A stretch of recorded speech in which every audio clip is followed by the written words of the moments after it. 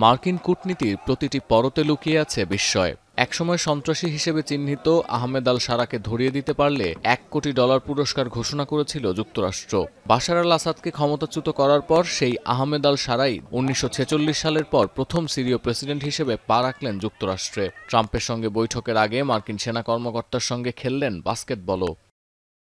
মার্কিন প্রেসিডেন্টের সঙ্গে আহমেদ আল শারার এটা তৃতীয় বৈঠক। এর আগে গালফ কোঅপারেশন কাউন্সিল ও জাতিসংঘ সাধারণ অধিবেশনের সাইডলাইনে সিরীয় প্রেসিডেন্টের সঙ্গে বৈঠক করেন ট্রাম্প। এ সময় তরুণ এই রাজনীতিবিদের ভূয়সী প্রশংসা করতেও দেখা যায় তাকে।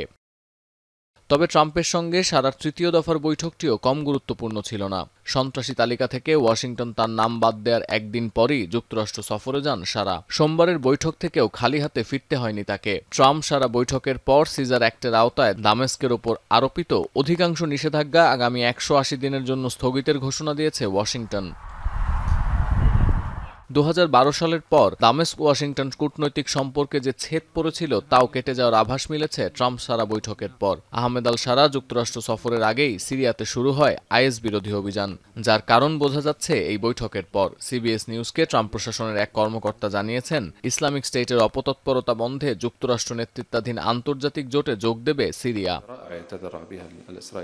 সিরীয় প্রেসিডেন্টের সঙ্গে বৈঠক শেষে খোদ মার্কিন প্রেসিডেন্টও বলেছেন আহমেদ আল শারার নেতৃত্বের প্রতি আস্থা আছে তার। বর্তমান প্রশাসন ইসরায়েলের সাথে আলোচনার ভিত্তিতে সিরিয়ার সঙ্গে সম্পর্ক উন্নয়নেও কাজ করছে বলে মন্তব্য করেছেন Trump. Well, I've had an agreement with him. He's a very strong leader. He comes from a very tough place and he's a tough guy.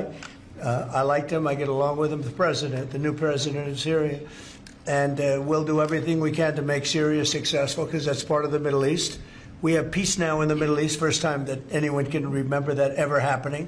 এদিকে সিরিয়ার একটি কূটনৈতিক সূত্র বার্তা সংস্থা এএফপিকে বলেছে, যুক্তরাষ্ট্র দামেস্কের কাছে একটি সামরিক ঘাঁটি স্থাপনের পরিকল্পনা করছে। মানবিক সহায়তা সমন্বয়ের পাশাপাশি এর উদ্দেশ্য সিরিয়া ও ইসরায়েলের মধ্যে যে চুক্তি হয়েছে তার অগ্রগতি পর্যবেক্ষণ করা।